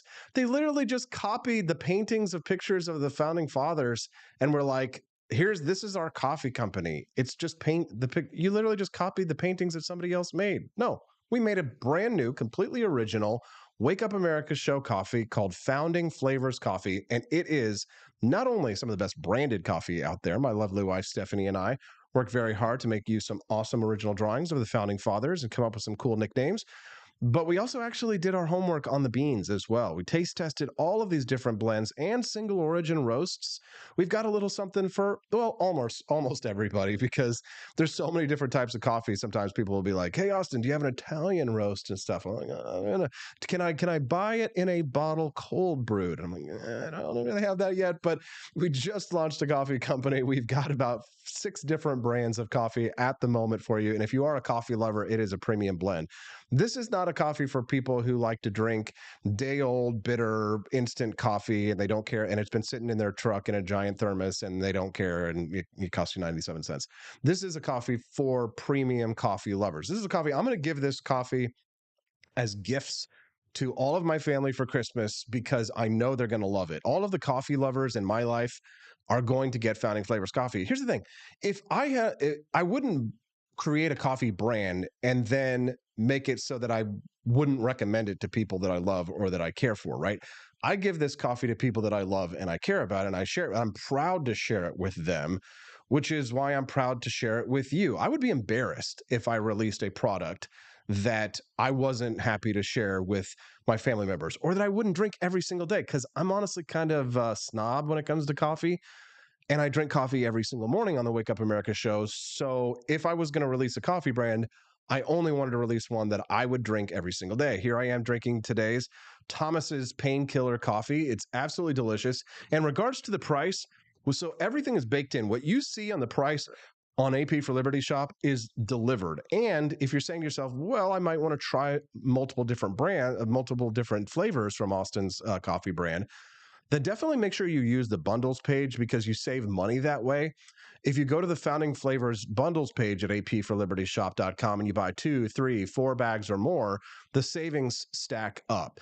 And the price that you see is delivered to your front door. A lot of times you'll go to a premium coffee shop online, you'll buy some bags or blends of whatever. And by the time you get to the process to the cart, you see the shipping and the tax. It's definitely more than what we are charging, right? So if you compare us to your brand of what you drink, pound for pound, ounce for ounce for what you pay for coffee, if you're a premium coffee drinker, and let us know how we compare. Taste test it. And if there's anybody who's watching the show right now who's tried Founding Flavors coffee, tell us which one you like and why you like it. And some of you who almost spilled my coffee all over myself, right? I love it so much I like to bathe in it. And then do me a favor and drop a comment in Rumble about why you like Founding Flavors coffee or which brand you like the most. Because like I said, all my family members are going to get gifts of Founding Flavors coffee. I share it with the people that I love, and I share it with you, the listener. I've got Barry Cooper. I've got to run. Barry Cooper of Never Get Busted, former cop, now anti-drug war. He's having a Netflix documentary made about his life. I'm checking in with him. First time I've seen him and talked to him in like 10 years. He's living in Manila in the Philippines. He'll be right here when we get back on the Wake Up America show at wakeupAmericaShow.com.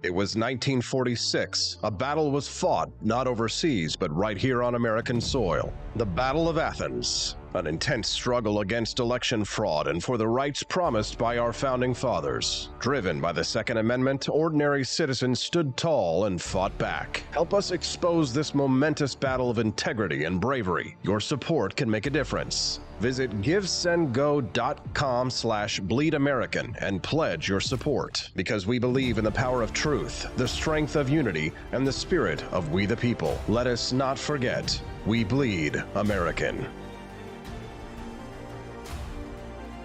Fire.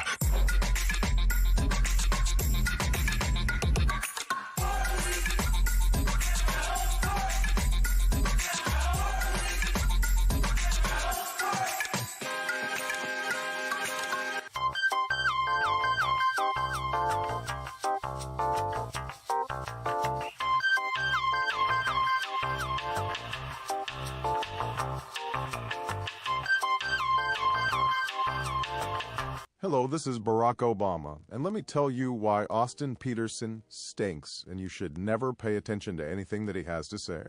First of all, he's a libertarian, and we all know libertarians are idiots. They don't realize how important government is to everything that we do. I recently became aware that Austin has opened up a libertarian shop at apforlibertyshop.com. Now, I'm asking you as a personal favor to me that you never ever visit apforlibertyshop.com.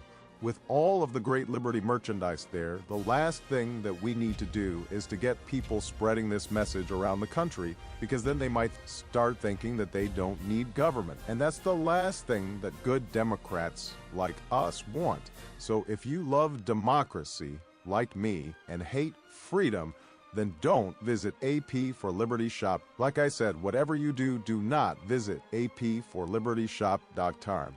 I'm Barack Obama, and I approve this message.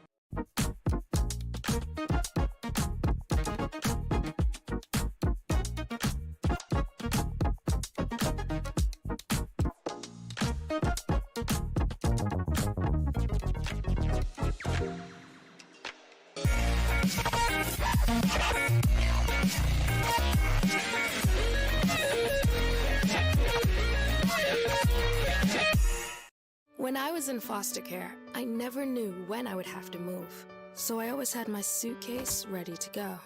Then one day, I was adopted. My new parents opened their hearts and home to me. My parents cook my favorite breakfast for me every morning. My parents take me on trips I never thought I would go on. They gave me a home and an even better reason to use that suitcase. My parents aren't perfect, but they're perfect for me.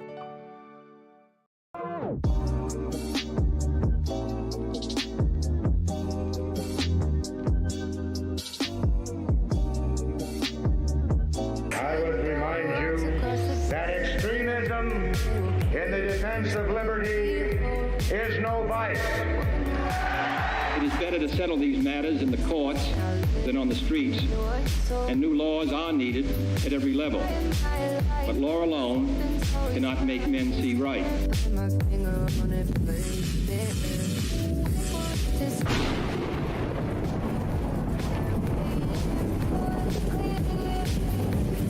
You have to force behaviors, and at BlackRock we are forcing behaviors. Mao ordered his citizens to throw off the four olds.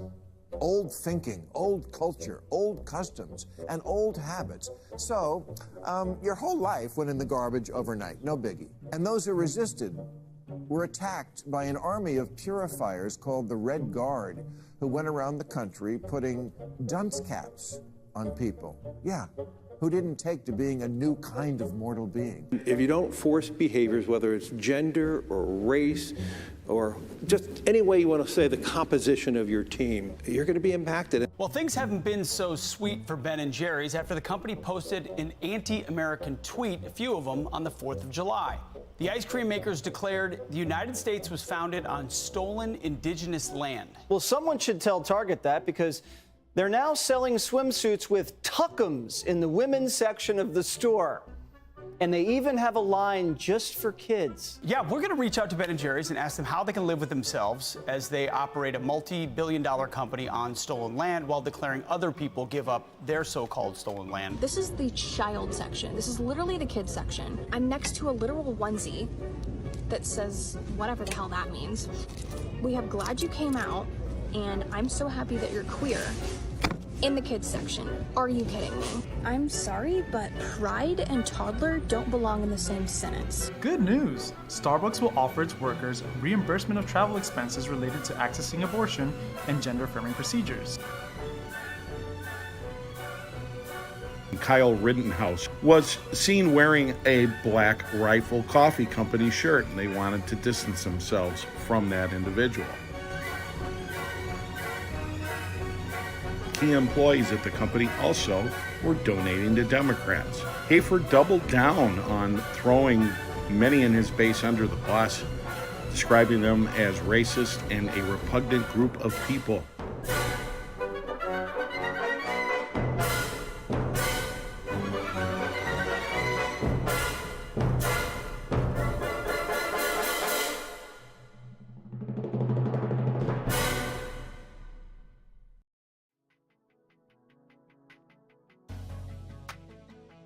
Good morning, Rise and Freedom. I'm Austin Peterson. You're watching and listening to the Wake Up America show. And if you're watching us live, can I just say thanks? You guys are awesome. Appreciate you very much.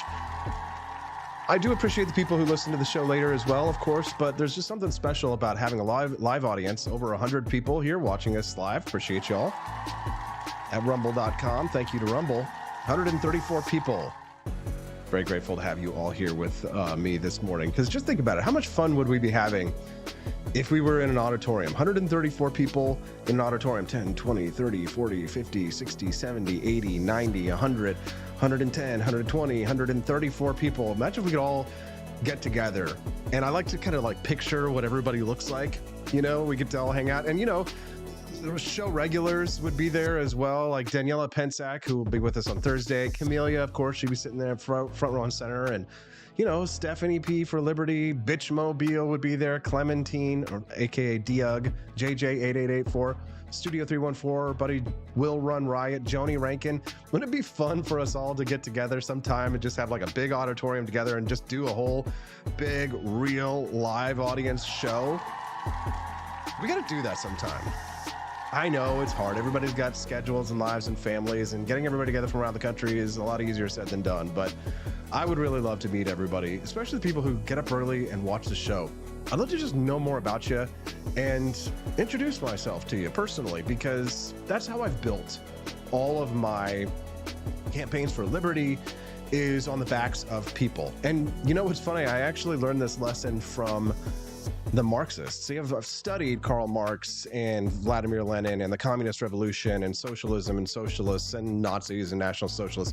So I study my enemies in order to try and learn how is it that I can oppose them better, right? So first know your enemy and know yourself. First know yourself and then know your enemy, and you'll never lose in 1,000 battles.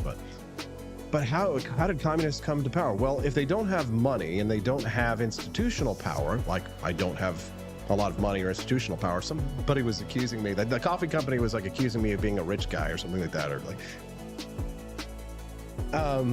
but they were saying, but how did they come to power? Well, they did it on the backs of the people, right? They had to have people power. And I've always been a person who very much believed in people power in order to build the next wave of the revolution, right? In order to keep the liberty movement alive, we're not going to be able to rely on money or rely on institutional power. Obviously, the institutions are never going to support liberty principles. They will always be opposed to us.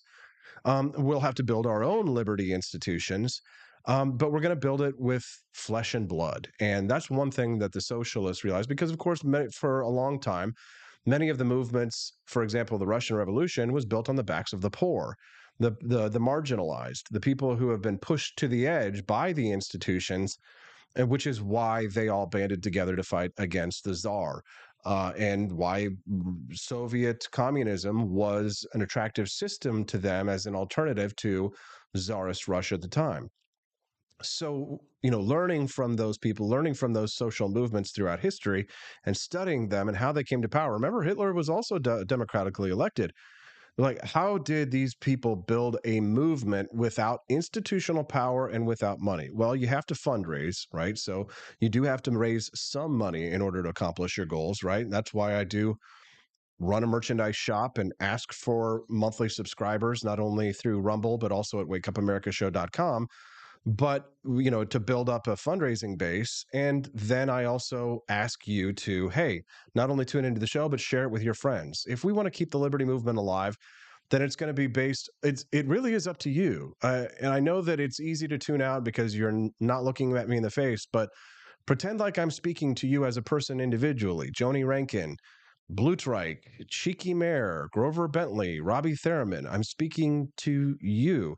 It is incumbent on you to take action in order to keep the ideas and principles that we share alive. So if you haven't already, you can do something right now. If you haven't clicked like, if you haven't subscribed to the channel, please do so. And if you've been watching the show for some time and you say to yourself, you know what, Austin is a cause I'd like to support. I want to see his career grow and the Wake Up America show grow. You can do so by making a monthly subscription through Rumble. If you're watching us on your phone right now, I think it doesn't give you the option to do that. You have to subscribe on desktop, which is kind of a problem with Rumble, unfortunately. Hopefully they'll fix that in the future. But if you can sign in on a desktop and make a $5 a month contribution, it's not like you get money for nothing and the chicks for free. You get a 20% discount at ap4libertyshop.com. AP, the number 4, ap4libertyshop.com. You get a 20% discount and monthly prize drawings. We give away free stuff from the AP for Liberty shop. And our buddy Matt Unruh won a freaking free AK-47, freaking sharks with laser beams on their heads. We want to hear from you today what you're thinking about the news. Send us a text at 573-319-1586. It's 573 319-1586 is the text line if you'd like to tell us what you're thinking. I can't always see the chats, so I do try and monitor them the best I can. But that way, if you want to have your voice heard on the show and you want to weigh in, positive or negative, and you're like, hey, Austin, I think you're a doo-doo head, and I want you to read that live on the show. It says a text message. I am open to criticism. Now, I might fire back, which is fair, but I do take criticism, and sometimes I change my mind. John and Casey says, let's meet up, AP. It'd be great to see all of us here. Yes, I will be in Kansas City soon. It would be nice to see you. Andy Opperman's got the machine gun there. Yes, absolutely. Only the premium subscribers get access to the AK-47 in chat. Everybody who's got the premium, spam your AK-47s. It's like that video of the, oh gosh, you know what? I'm going to find it right now. AK-47 fire in air. Let's do this, Habibis. All right, video. Hold on. Yes, AK. It was like at a wedding. Was it like at a Saudi wedding or something like that? AK-47 fire in air Arab wedding. Hold on. Here we go. AK-47 fire in air. Gunfire replaces fireworks at this Arab wedding celebration. Is this the video I'm thinking of? Arab wedding celebration traditions in Saudi Arabia, firing AK-47s. Here we go. Yeah. There it is. Check it out. This is us right now.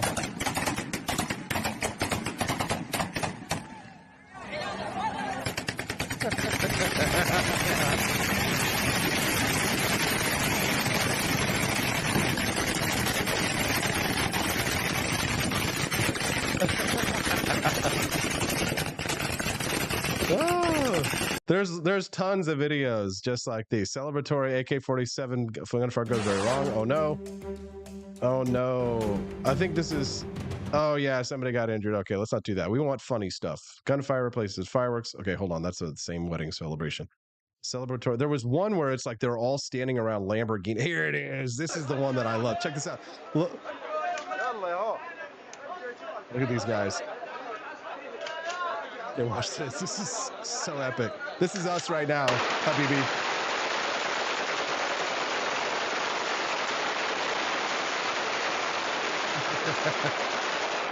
You can hardly see it. Dang.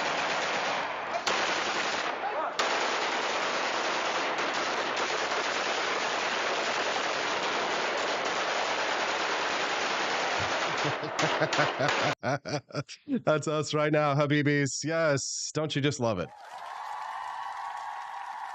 Well, we were supposed to have Barry Cooper on the show, but it's like 7 or 12 hours ahead or something like that. It's like the next day over in Manila in Philippines is where Barry Cooper's supposed to be. And since I don't have a staff or a team or anybody here working the show with me, and whenever the guest is supposed to be here, if they don't show up, they don't show up. So what do you do? It's possible that he fell asleep, or maybe he got high. He was supposed to be on a show, but then he got high. He was supposed to be on a show, but then he got high. It reminds me of this other story that I was supposed to be talking about. Austin always has a backup. Thank you. That I didn't have enough time to get to, but now I do. It was a really good article. My wife and I, we talk about this quite a bit because she is very much a perfectionist, and I am very much a good enough, get the job done, get it out the door, let's move, right? And like there's a certain amount of snobbishness that perfectionists have when it comes to like getting a job done. They're like, oh, well, this is so obvious that you haven't really completely taken every single meticulous detail. And there's a place for that, right? There's a place for perfectionism. When it comes to tactical nuclear weapons, for example, you want to get that tactical nuke just fired in just the right spots or just the right blast radius, right? There's, when you're sending an astronaut to the moon or a SpaceX rocket up or satellite up, right? You want to get that just right? The safety features on your Tesla vehicle, you want that to be just right. I get it, right? You want to have that 100%, but not everything has to be 100%. And a Wall Street Journal article confirms it, that people like myself are good enough and let's go. Try hard, but not that hard. 85% is the magic number for productivity. To do the best work of your life, take it down a notch. Thank you, Rachel Feinstein III, for writing this article that I have always internalized naturally. Are you giving it your all on a daily basis? Well, maybe you're giving too much, right? So many of us were raised on the gospel of hard work and max effort and taught that what we put in is what we got out. And now some coaches and corporate leaders actually have a different message. To be at your best, dial it back a bit, right? Trying to run at top speed perfectly will actually lead to slower running times, according to fitness research, right? Lifting heavy weights until you absolutely can't anymore won't actually spark more muscle gain than stopping a little sooner, according to one exercise physiologist, right? The trick, whether it's exercise or anything, is to try for 85%, right? Aiming for perfection, they say, actually makes you feel awful. It burns you out. It actually backfires. Instead, count the fact that you hit 8 out of 10 of your targets as a win. We don't need to see our work, health, or our hobbies as kind of binary objectives, right? Perfected or total failure, right? So it's a spectrum of success, right? So once upon a time, bosses who preached total optimization might actually achieve it. But more recently, more of the comparison points that we look at and choices in our lives, as we've exploded with choice, right? We read about somebody else's job on LinkedIn. We watch a mom prepare a perfect lunch for her kids on TikTok, right? Then we click to scroll through 1,000 products on Amazon, right? So constant comparison usually means no end to never feeling good enough, right? So if you're searching for, say, like the perfect umbrella, right, that can become like a time-consuming quest. At some point, the umbrella that you are there to buy is good enough, right? And you'll drain yourselves and your time. It's a bad strategy and it costs too much, right? So test out doing just a little bit less, right? If you turn in that project without the extra slide deck, does anybody care, right? If you make a decision with only 85% of the information on hand, what's the result, right? And then notice the time that you get back, you can use for other things.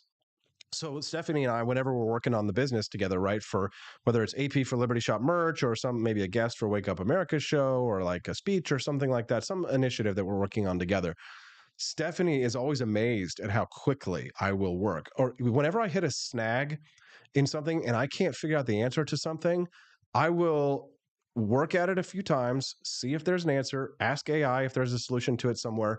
But if eventually I keep kind of running my head up against the same thing, I don't have time. I got to move on. So I drop it and then I will approach it with a fresh face. And sometimes it's a computer glitch or there's just something out of your control that you can't fix or, whatever, for whatever reason you aren't able to solve it. So like, perfect example. So today I was supposed to have a nice little bouncing title that says my name underneath me right now. It's not there, right? There's my little stupid solid AP for Liberty there in the corner is the best that I could do. I had a video that was a scrolling AP for Liberty banner underneath just to kind of like have a nice little thing. So people who have no idea who I am and they tune in, they're like, oh, okay, this is who this person is. Right. And I had the video, but for some reason it just wasn't working. Okay. And I'm sitting there and I have a show at 7 a.m. I got to please you people and tell you the news and entertain you and bring you awesome guests and, choke my chicken here on the show. And so in order for me to get the job done, I have got to move on, drop it and move on. Maybe tomorrow I'll have the little floating title underneath me, but for some reason today I couldn't get it to work. Okay. So good enough. All right. The Wake Up America show continued. We didn't have Barry Cooper. Okay. He's supposed to be here right now. I'm supposed to be talking to him about his incredible career and his, Netflix documentary that's coming out next year. Maybe I'll have him on the show tomorrow. Okay.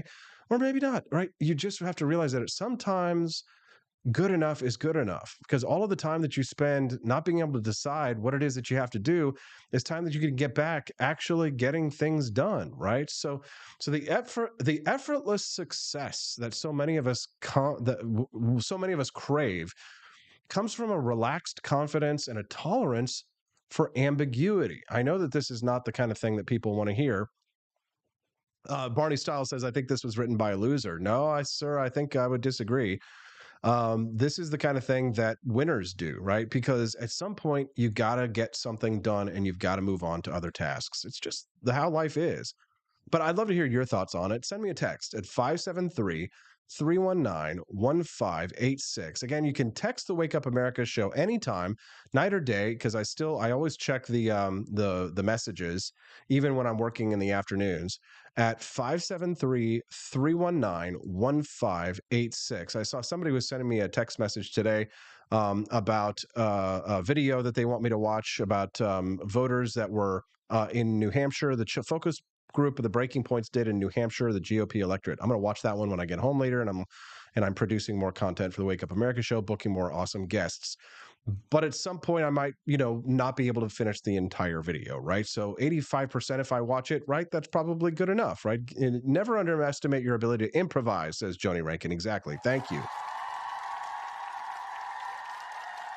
Johnny Rankin says, God forbid ever having to live with someone who has OCD. Yeah, no, I get it. If somebody has OCD, that would not pair well with my, all right, good enough. Let's move on and let's continue because we've got a show. Because that's the reality. If you're somebody like me who has to produce like time sensitive production every day, the show has to get produced, no matter what, things like this, you have to adopt this mindset. You have to say, okay, it's 5 minutes till air. Austin, you're not going to get that little bell, that widget. That guest isn't going to respond. Barry, or during for example, the 5-minute commercial break, Barry Cooper's not going to respond. Guess what, Austin? You've got to pick your next topic. Well, I'm glad that I had this on backup, ready to go. And that it really is like, that's why I feel relaxed and why I have the confidence to continue through this, is because I've planned ahead. And that's my secret to my success, is that I sort of plan for, I plan for the possibility of failure so that I don't fail. Does that make sense? So I put myself in a situation where even if the next day the show is starting and none of my guests show up, I have enough content ready to go to get me through this 2 hours. Do I sweat? Sure. Do I get nervous? Sure. Absolutely. Honestly, I get nervous before every show, and I'm sitting here in a studio in downtown Jefferson City across the street from the Capitol. There's literally nobody else here, right? There's nobody. The only people who are watching me are the 125 people who are watching me on YouTube, right, or on Rumble right now. I told all my YouTubers to come over to Rumble. So, I mean, there's a layer of judgment, right? You guys are sitting here in judgment of me. And so I get nervous. And so I say, I could screw up. I could say something stupid. I could get canceled. You guys could cancel your subscriptions. You could walk away. We could lose viewers and sometimes even friends with some of the things that I say, right? And the incentive is to just say what I think that you want to hear so that I don't lose viewers and I can continue to grow. So yeah, I just kind of go ahead and do it anyway. Anyway, I just figured that I'm going to be better off in the long run, even if I lose some supporter viewers or I don't grow as fast as some people or what have you in the long run, in the short run, because to me, slow and steady always wins the race. Be yourself 100% all the way until the end, because the people who like you for who you are much more likely to stick with you than people who like you for somebody that you pretended to be, right? So anyways, JJ44884, he's here with us this morning. Good morning, JJ. It's nice to see you, brother. Thank you for joining us here today. Kermode Bear, we appreciate you as well. Will Run Riot, it's nice to see you guys. We don't judge you, we critique you. That's fine. I don't mind at all. Corey and Callie, he's here. He doesn't rage quit. The lovely Rare Camellia, who we always appreciate. Torvarin, he's friends with us now. I have not seen him yet, but we're glad to have you here. Jared Thatcher, what's up, Jared? Glad to see you. Blut Reich we're grateful to have Rumble. Yes, we are all grateful to have Rumble. Have you clicked the like button yet? I know it's tough if you're on a mobile device or if you're on a TV device. It's different devices. Do me a favor, though. Make sure that you click like and subscribe if you haven't before you leave today. The Wake Up America show is every Monday through Friday from 7 a.m. to 9 a.m. Central. One listener texted in on the topic about 85% is good enough. He says, I like 85%, but I prefer 69%. Very nice. Nice. Anyways, as always, the Wake Up America show is brought to you in part by people like you. Without the support of our monthly sponsors, there's no way that I could do the Wake Up America show. Honestly, those little micro payments, the monthly subscriptions that roll in each day, and sometimes it's like you'll see Austin, hey, $5 has been donated to your account, right? For $3 here, or you sold a bag of coffee here, right? We don't always get like lots of sales at the AP for Liberty shop, but each time you make a purchase at apforlibertyshop.com, or you click like, or you are a monthly subscriber to the Wake Up America show, even if you tell somebody word of mouth about the show and say, hey, you should tune in at rumble.com/AP for Liberty, you're helping us to succeed. You're helping a small business achieve the American dream, because it's just me and my wife, Stephanie, and we hope to continue to grow. It has been 1 year since we launched the Wake Up America show, which we excitedly celebrated last week.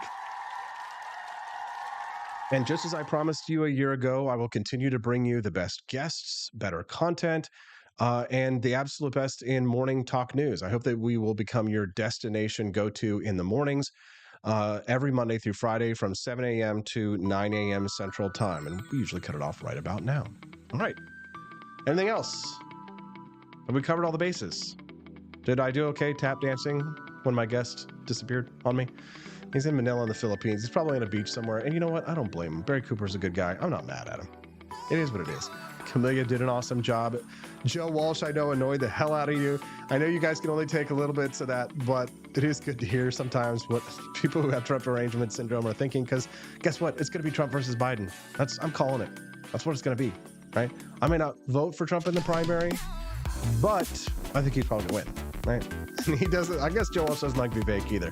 Vivek's got some problems, but he's a young guy and he's out there kicking the left's ass, and I love to see it. Don't you?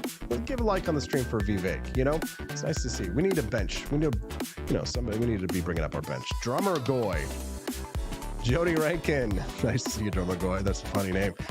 Cheeky Mare, Grover Bentley, Andy Opperman, JJ 4884. Kermode Bear. We love our Kermode Bear. Nice little furry there. Give you a scratch on your head. Oh. Barney Styles, Robbie Thurman, Nelson65. How could we will never forget Nelson65. He's a big supporter. We appreciate you. Give it up for our boy. Nice to see you guys. Clementine, aka Diug.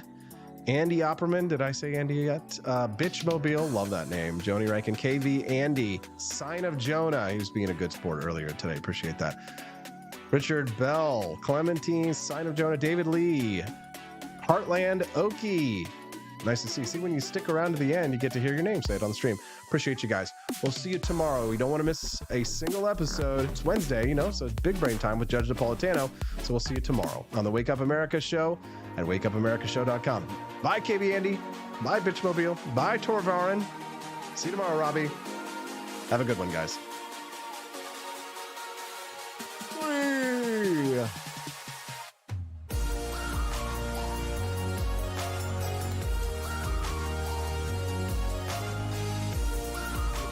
Force behaviors, and at BlackRock we are forcing behaviors.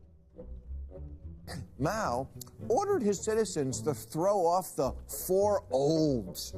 Old thinking, old culture, old customs, and old habits. So, your whole life went in the garbage overnight, no biggie. And those who resisted were attacked by an army of purifiers called the Red Guard, who went around the country putting dunce caps on people. Yeah, who didn't take to being a new kind of mortal being. If you don't force behaviors, whether it's gender or race or just any way you want to say the composition of your team, you're going to be impacted. Well, things haven't been so sweet for Ben & Jerry's after the company posted an anti-American tweet, a few of them, on the 4th of July. The ice cream makers declared the United States was founded on stolen indigenous land. Well, someone should tell Target that, because they're now selling swimsuits with tuckums in the women's section of the store.